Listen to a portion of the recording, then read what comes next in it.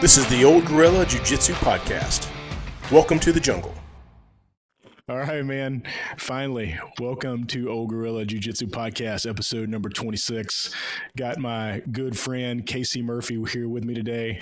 We're having some technical difficulties. This is the first time using Riverside, and Casey's technology challenged. But I think we got to figure it out. It's looking pretty good. What you think, man? Got to be bad before you're good. We did it. Hey, man, you're the youngest 52-year-old I know, for sure. Staying healthy and lean, looking good. I appreciate that. Grace, it's just a number. Yeah, age is just a number, man. Yeah. Hey, you got to stay active, and you got to stay mentally focused and acute, right? Is that what they call it? Mentally acute. Mental fortitude. Mental fortitude. Movement. Right. Movement is medicine. Right? Is that your secret to staying young at 52? Yeah. That and sunlight. Yeah. Eat clean. Sunlight. Clean. Feel clean. Eat clean, look keen. There you go. I like it. All right. So you're your husband for almost 3 decades. Is that right? How many years now? Be 26 years by God's grace next month. 26 years. So you got about 6 years on me and Jennifer. Right behind us. Yeah. Actually, 5. Yeah. So we're 21 this year. So you're 5 years ahead of us. Congrats. Did you already have your 21 anniversary? You did. It was back in July. That's right. Yeah. Yes. Yep. Awesome. And when is your anniversary? September the 12th. Oh, so coming up. Yes. Yeah, right around the corner. Got that right. Yeah. Yeah. Hey, Steph will hear this and she'll correct you if you're wrong. She will. And you say, yes, dear. Yes. Well, she's not 14, so that should make it easy. Yeah. Yep. And then you're a father of 3, so you got 2 young men and 1 young lady, right? Correct. Tanner, 25, Seth, 23, and Kira will be 17 in October. Yeah, she's right there with John Asher, just a few months apart. That's right. And who's older?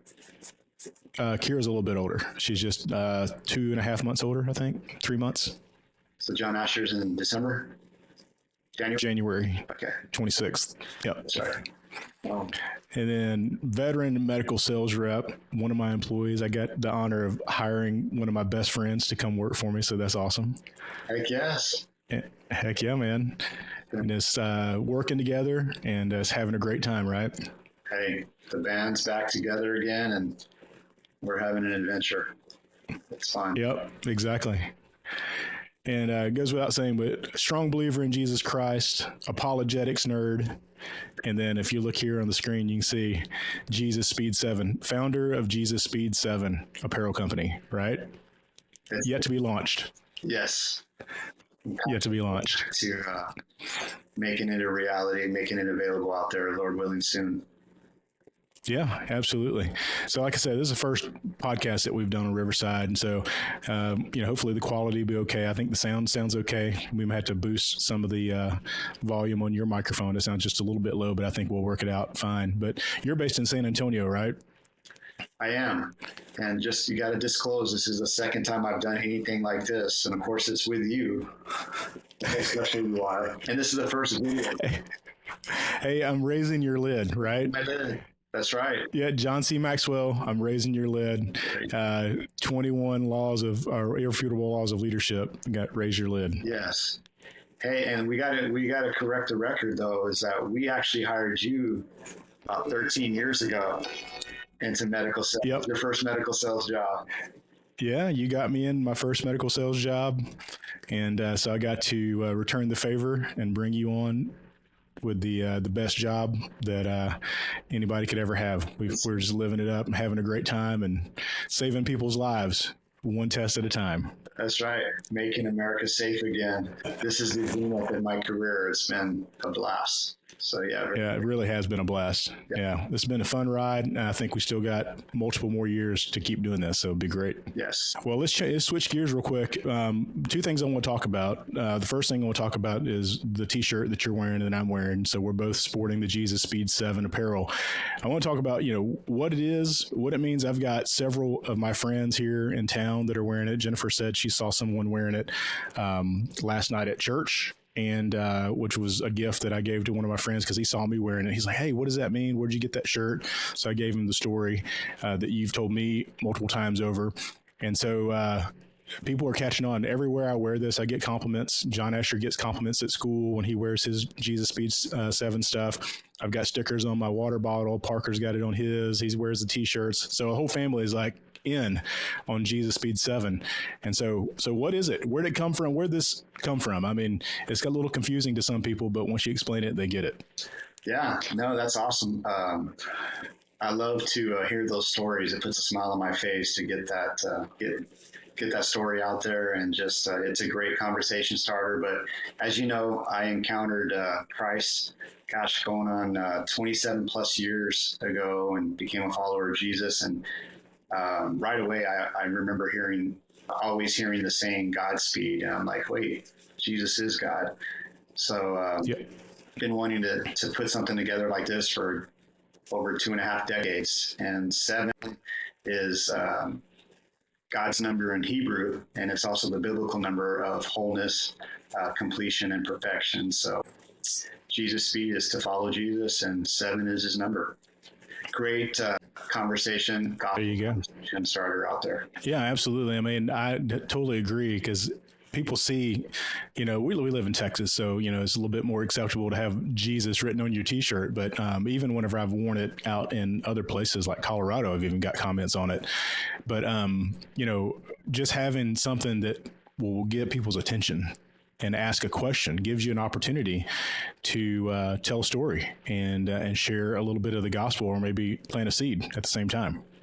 Yes, it's catchy. I mean, in my mind, it's original, but yeah, it's a dream that's becoming a reality. What was it?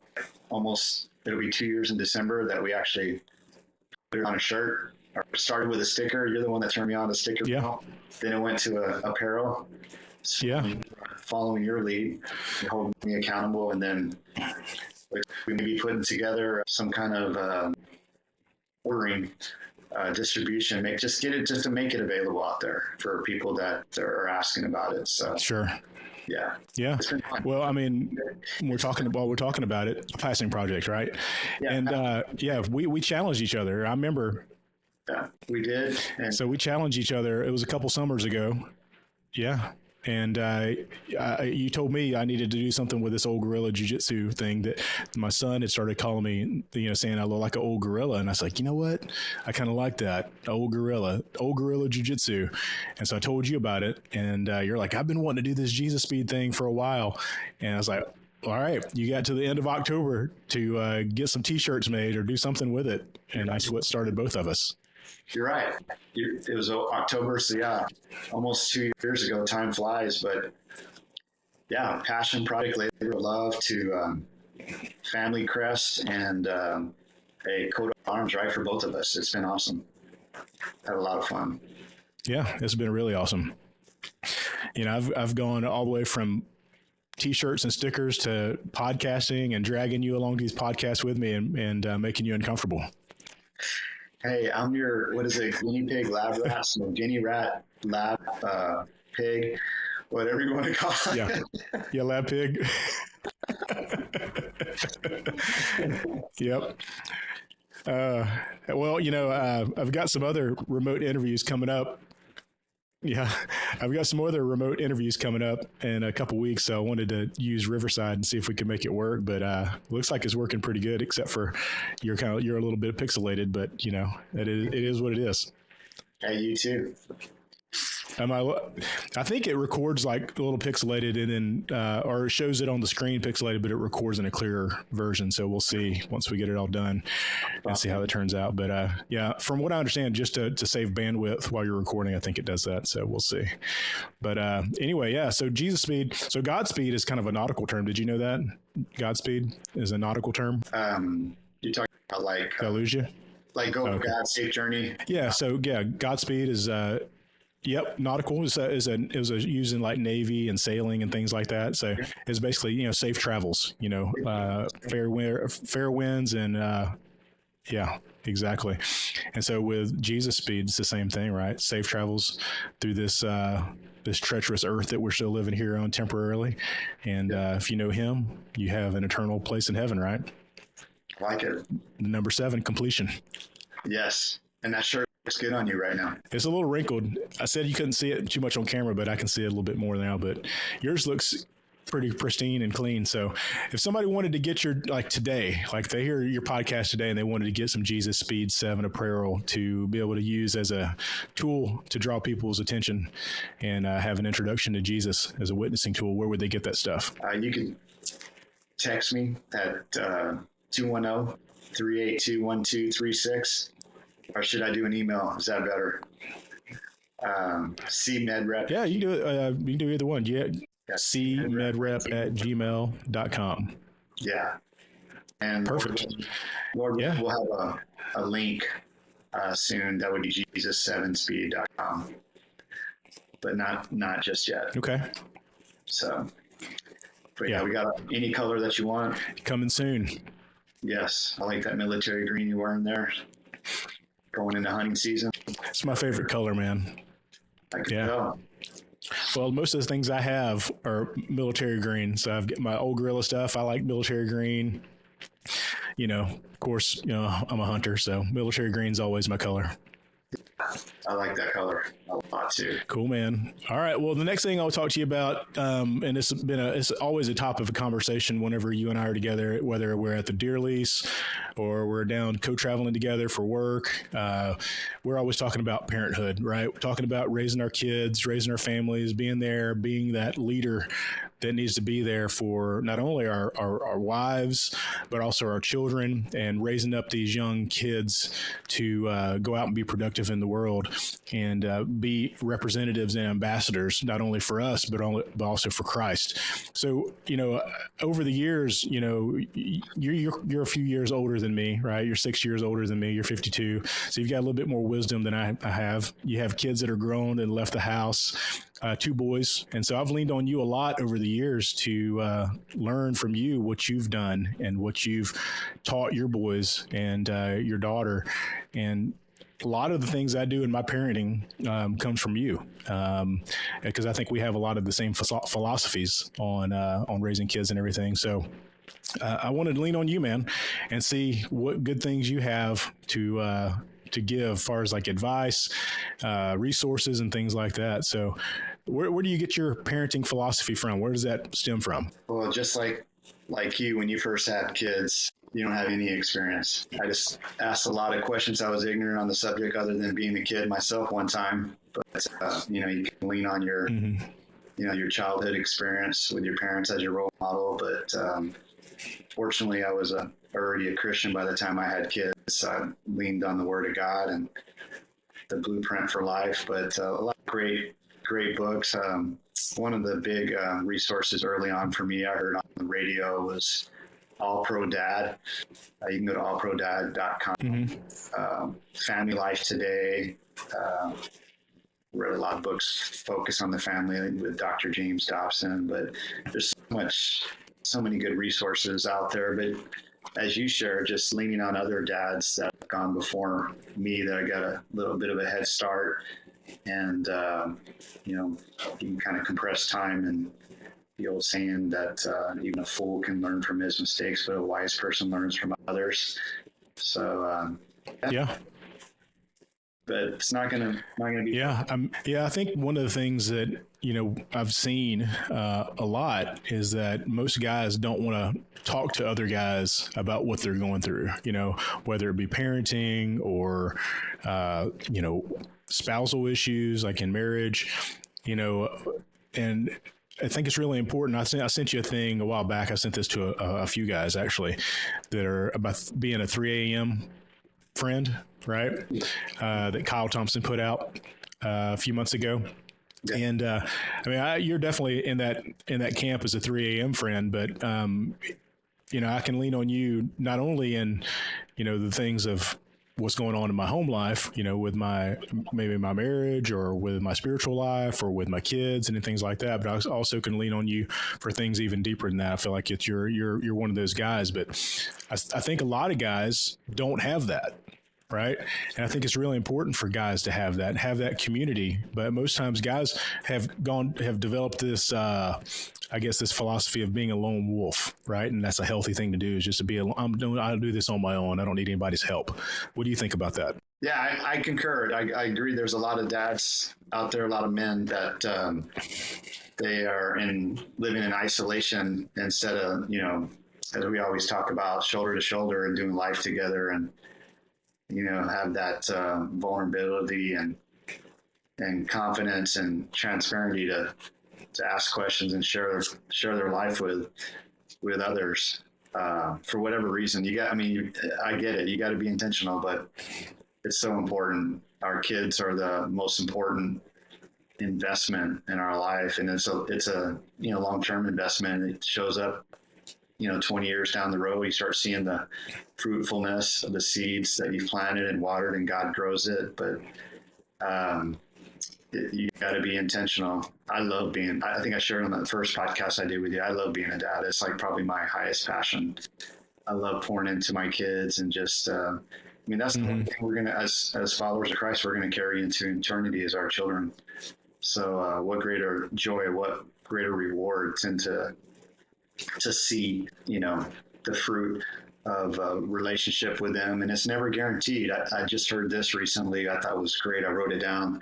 But God created, or God allowed us to have children so we could see what it's like to create something and have it reject us.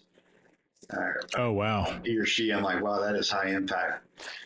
But Lord, that is very, very high impact.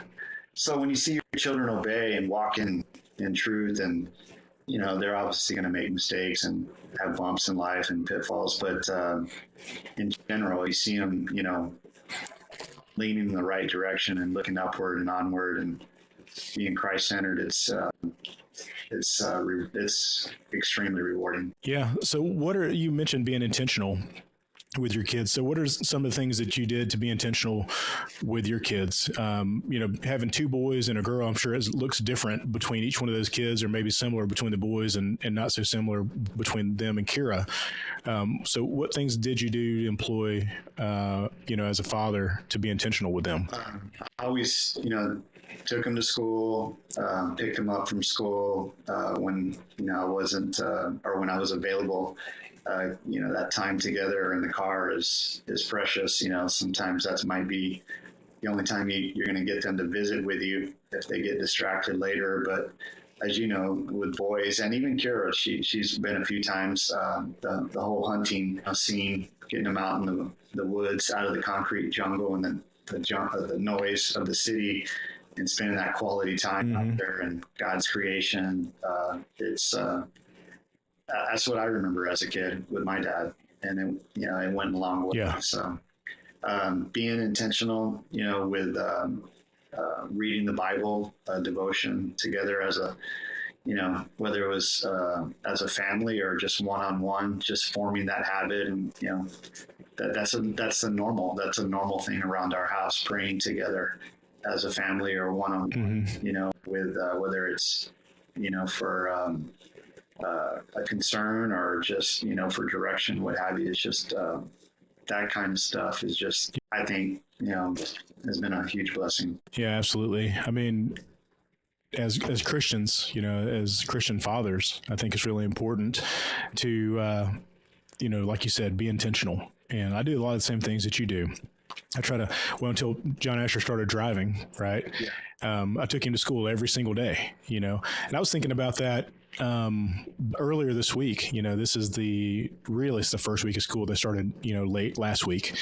But, you know, usually, you know, I'm up, I get ready with him. I drive him to school. We have some time to talk in the car, and, you know, just get to catch up a little bit. You know, sometimes it's a short conversation. Sometimes, you know, he's not feeling up to it, or I'm not feeling up to it, you know, and it's just, you know, you don't have a lot to say, but at least you have that time in the car together, right? Listening to music or whatever it is, but it's that connection that you have there. Connection. But I was thinking about it this week because he's driving now. Yep. And so I don't have that. I don't have that, you know, 10 minutes in the morning and 10 minutes in the afternoon of undivided attention, intentional undivided attention to have that impact. So I was thinking about it even today. It's like, what am I going to do different to have that same kind of bond, that same type of interaction? But now that he's driving, you know, where am I going to make that up? Because I feel like I have to make that up. I feel like I can't let that go. I mean, I still got him here for 2 more years. Yeah. And these are 2 crucial years to be able to make an impact and before I set him off into the world to, you know, to be the young man that I've taught him to be, you know, and that the Lord has made him to be. So what did you do when your kids started driving and you had that, you know, 1.5, 2 year period before they left the house and you weren't riding in the truck with them anymore? I already know what you're doing. You're doing jiu-jitsu with John Asher. And with me, great question. With me, the boys, I mean, they played lacrosse all through middle school and high school. So I would go watch them at practice after they got their license. I would go and be intentional and let them know that, hey, you're important to me. I'm going to go watch you, not only your games automatically, but I'm going to go watch you practice. And and I wanted to. That's something I wanted to do, but I know that was going to send a message to them that, hey, you mean, you know, I value you. And I enjoyed it. And do the same thing with soccer. And I just thought of something when you first brought the subject up. We live so close to the elementary and middle school that they would walk through our neighborhood, through a shortcut to get there. And I would read a Proverbs to them every day. I think we listen to it on the Audible, or not Audible, but the audio on the Bible app. And there's, you know, 31 Proverbs. So we would do one a day. And whether they were listening or not, we did it a lot. So I just wanted that word to just be exposed to them and get into their hearts and minds, because, you know, you don't change your behavior, right, by listening to anything or, you know, something punitive. It's whenever you change your mindset and your transformation of your heart. So I hope one day I'll hear from them saying that, hey, do you remember this, Dad, listening to the Proverbs? Yeah, I do. Well, hey, it's funny that you say that, because I was just looking here at some of the scripture that I had written down that I wanted to reference during this, and Proverbs 22:6. Do you remember that one? No. Train up a child in the way he should go. Even when he is old, he will not depart from it. You know, and so fathers, we're called to teach our children and help develop wisdom within them, you know, and morality and faith, and setting a good example of godliness for them to follow. And, you know, how else are they going to see that if we're absent from those events, if we're absent from taking them to school, or if we're absent, you know, we're traveling, you know, Monday through Friday, which both of us have done in the past, and we both have seen was detrimental to our faith. I mean, part of it was detrimental to our faith, but also, how can you be in touch with your family whenever you're, you know, a plane ride away? You know, you can talk to them on the phone, but it's crucial to be right there in front of them. Present. Totally. Being present. Yes. Yep. So have you experienced that too? You know, Kira just turned 16 too. She just started driving. She's driving to school as well. So what have you been doing the same thing with her as far as like keeping connected? Yes. Yeah, like I said, soccer games on the weekends. She's involved in club soccer right now, and then she can drive to practice, but I'll make it a point to go and watch her. And she trusts me, whether it's a game or practice. She knows. They know when you're there, and and most importantly, they remember when you're not there. There you go. Well, I think I touched it on, right? No, we probably read it somewhere else. I didn't coin it, but it's so true. Whether you're there or whether you're not, they remember. Yep. They remember. Yep. Yeah. And you want those times where you're there to far outweigh the times when you're not. Yes. Yeah. I mean, as you know, with teenagers, I mean, you just got to find that right window when they're going to just be ready to talk. Sometimes when they get home from school, or, as Kira says, her batteries need to be recharged, and you just got to find out whenever they're ready, and then just listen. And Yeah, I mean that's a good tip too. Is knowing your kids' personalities, right? Are they introverts? Are they extroverts? You know, how do they recharge their batteries? Sounds like Kira might be a little bit of an introvert extrovert, where she's very outgoing, but she also needs that time to recover by herself. Is that right? That's right. That's true. Yeah. That's me, man. That's 100% me, and that's John Asher, my mini me. You know, that's awesome. Yep. And it's important to realize that, but you can't know that unless you're spending time with them, right? You're right. Yep. Yeah, and then Parker is like Jennifer. They love to be around people 24/7, and the more people, the better. That's how they get recharged. Yeah, they get energized. They're extroverts, 100%. And that's me. And that's you. Yeah. Which one is Stephanie more of introvert or is she extrovert? Introvert. Yes. Yeah. Can be outgoing, but also has a limit. Yeah. They're all different. So. Yep. Exactly. Yeah.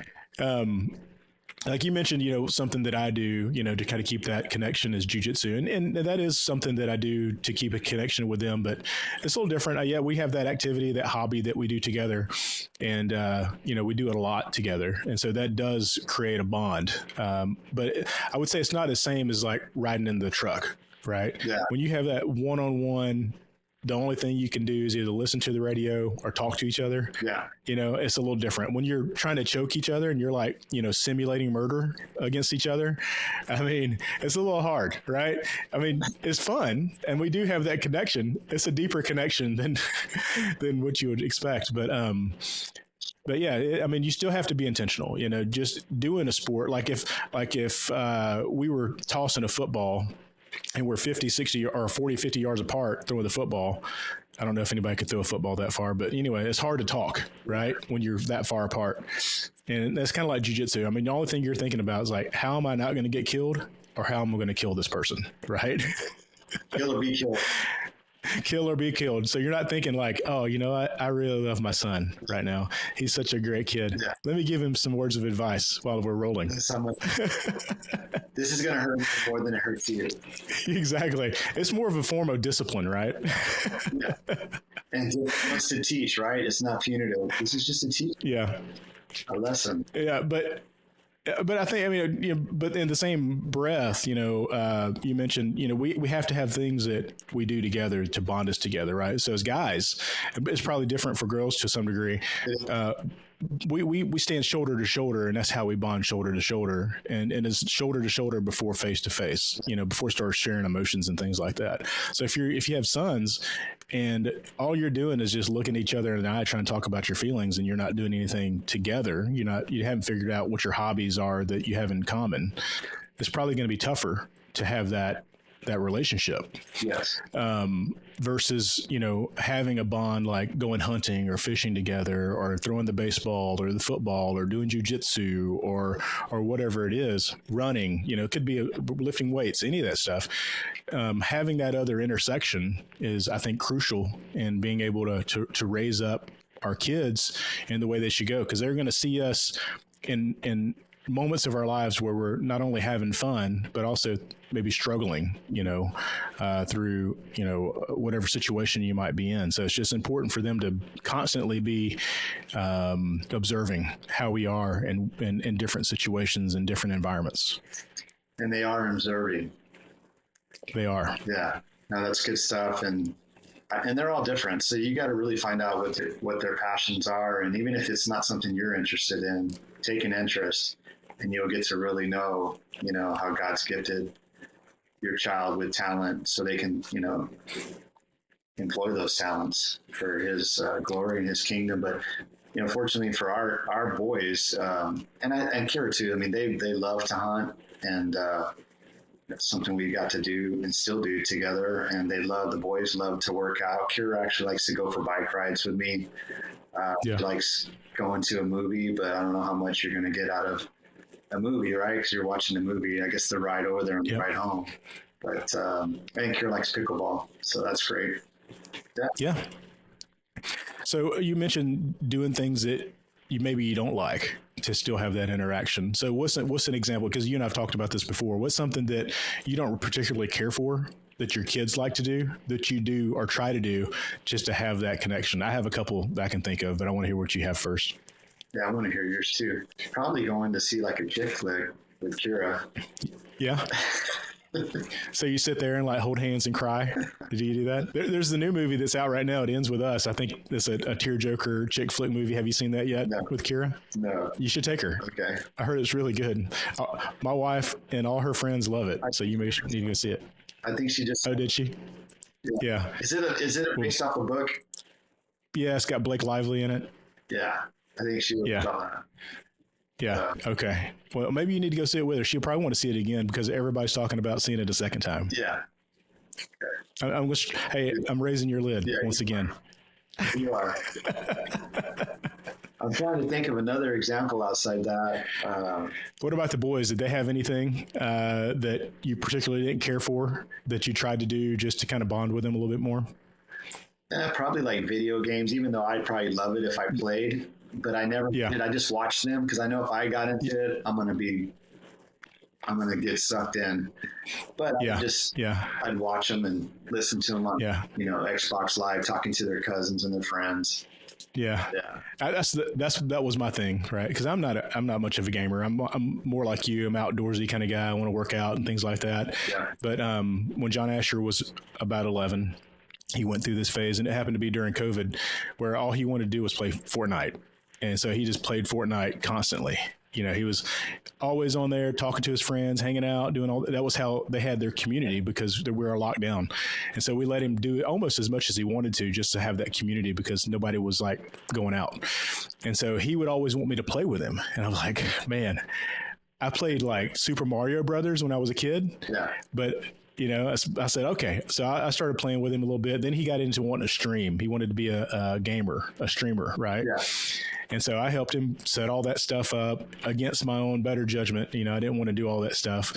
And but there was a couple times that I got on there and streamed with him. So we're like playing Fortnite together, and we actually put them. They're still on YouTube to this day. And this was 5 or 6 years ago.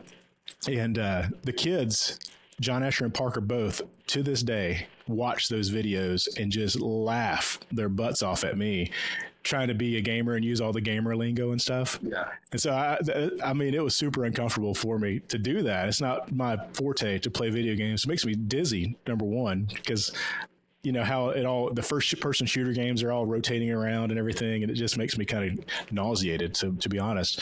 But I would do it from time to time just to have that intersection with John Asher. Yeah. And so now Parker has gotten into that phase. He didn't think he would get into the gaming stuff, but now he's kind of in the gaming stuff now, and that's all he wants to do is play Fortnite. I guess Fortnite's had a new revival here recently, and so he's all into it. So at some point he's going to want me to play with him, so I'm going to have to put my big boy pants on again and dad up and play some video games probably. The Tailwind Dad. I think your handle is Who's Your Daddy Now, right? Is that your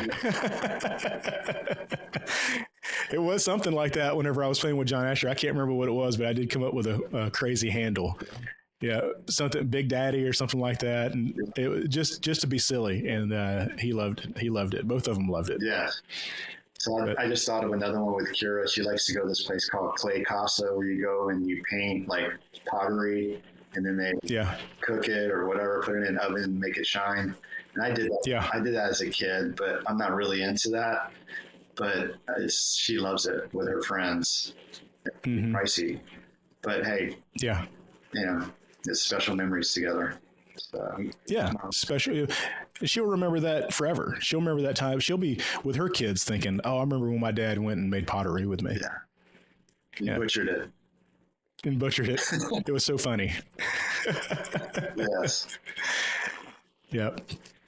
That's cool stuff, man. I mean, like you said, being a father is probably it's my calling in life, right? My number one calling. I mean, people think about calling as going into ministry, and working full time at a church and doing all that kind of stuff and going to seminary. But I mean, there's more to it than that. And I think the most important calling that we have is husbands and fathers, and we have to take that serious. You can't lead your family. Don't export it, right? And it's our first ministry. I think you've heard me say this before. It's a necessary distraction. That's who we're discipling first and foremost. Exactly. And like you're saying, making those memories, spending that time, investing those moments where you can have that bond, because you can't expect your kids to talk to you and spill their guts to you and trust you if the only time that they're coming to do that is when you're making them do that because something's going on. Yeah. Right. You got to invest that time before something happens to be able to get that permission, because you have to develop permission. Your kids are just, once they get old enough, if you haven't already, built in that permission slip for them to come to you, man, it's going to be 10 times harder or maybe impossible to get that. They're going to be going to their friends or their friends' parents before they come to you. And you definitely don't want that. No, so true. Yeah, you gotta have that, cultivate that relationship and that trust and that unconditional love and grace that no matter what, nothing's going to change that. So that's right. It's that's so important. And when your kids, we talk about this all the time. Like, I'm almost an empty nester, in a couple of years, and God's grace, man, I want my kids to come and visit. I want to come and see me. And so far, it's been that way with boys. I mean, they're coming in October and I think November, and from Utah. But I want that to be the case, but you can't do that without a relationship. Yep. 100%. So we've been going 40 minutes, so I'm going to keep it short and sweet today.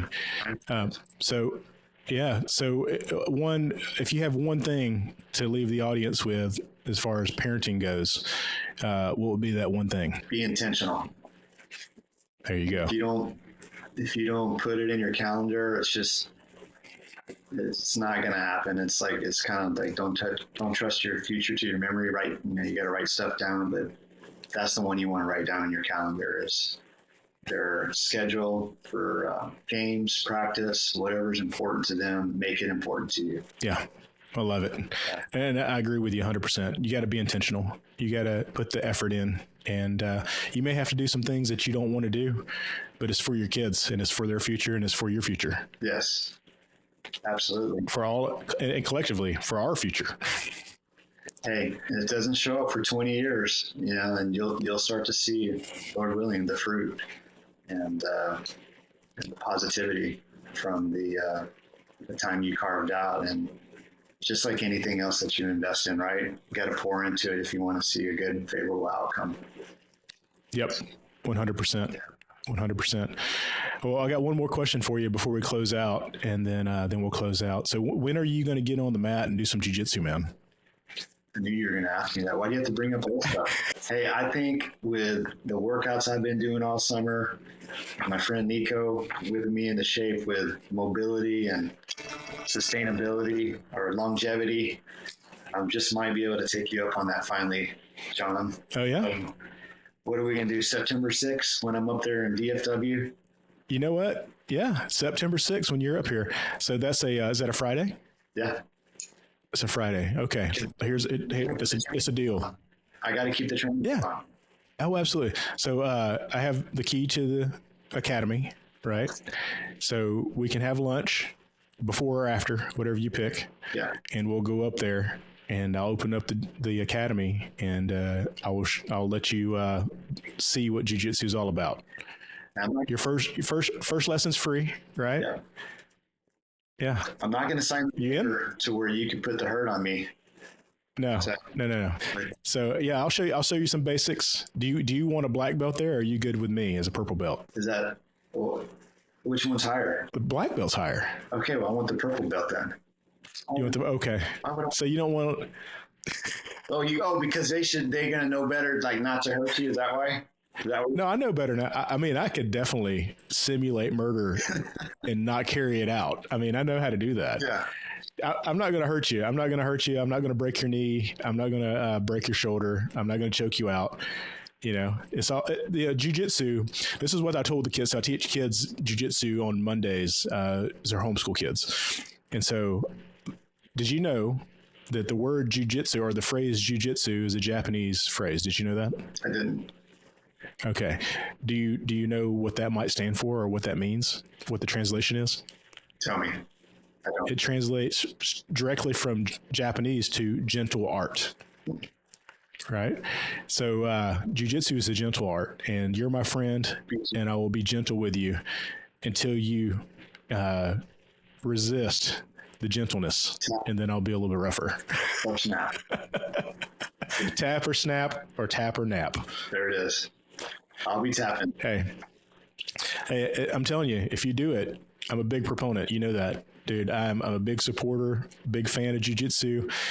Even at 52, if you start doing jiu-jitsu now, man, in 6 months, you're going to be like, why didn't I start this when I was a teenager? Why didn't I start this earlier? Everybody that I've met that started jiu-jitsu later in life, they stick with it. Most of them do. And they all think, they say this to me, I don't know why I didn't do this earlier. So you're going to be in the same boat. You have the same personality. You're going to be eat up with it in 6 months if you come try it. I'm telling you. You guarantee that? I guarantee it, dude. Okay. Are you putting something on the table? Like what? Like what's in it for me? Like is there anything? What do I get? Like a little bonus and stuff for taking? Are you bringing this? You bringing the job into it now as your manager? You want me to give you an extra bonus? I don't think this is how this works. No, honestly, like you gonna buy me lunch or something, or like, you put out there? Like okay, yeah, for crossing the breaking the 4-minute mile on trying this. Hey, if you try it, dude, barbecue on me. Oh, there we September 6th. You got me. I'll take you. Panther City Barbecue, one of the top barbecue joints in the state of Texas. You always think anyway. That's great. That's great. I disagree.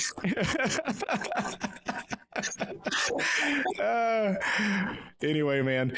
So we'll close out, but parting words real quick. Gosh, if you don't know Jesus, you got to follow Jesus. If you don't know who Jesus is, man, ask somebody. I'm sure they can tell you about Jesus. But the reason that we're talking about what we're talking about and parenting and being a spouse and being married and all the things that we're doing is because of Jesus, right? So go check out and find out who Jesus is. There's tons of information on him. Ask somebody. Ask me. You can reach out to Casey. He gave you his phone number earlier. You can reach out to me. Everybody that's listening to this probably knows my phone number or contact on social media. Man, the greatest thing that could ever happen to you is that you surrender your life to Jesus and follow him for the rest of your days. Admit that you're a sinner, believe that he died on the cross for your sins or resurrected from the dead, and commit your life to him. And you too can have eternal life. So anyway, Jesus Speed Apparel. Reach out to Casey. He gave you his number. cmedrep@gmail is his email address. There is a store coming soon. It is right around the corner. It's going to be happening really soon. You can get some apparel like this. They have t-shirts, hoodies, hats, stickers. What else? Anything else?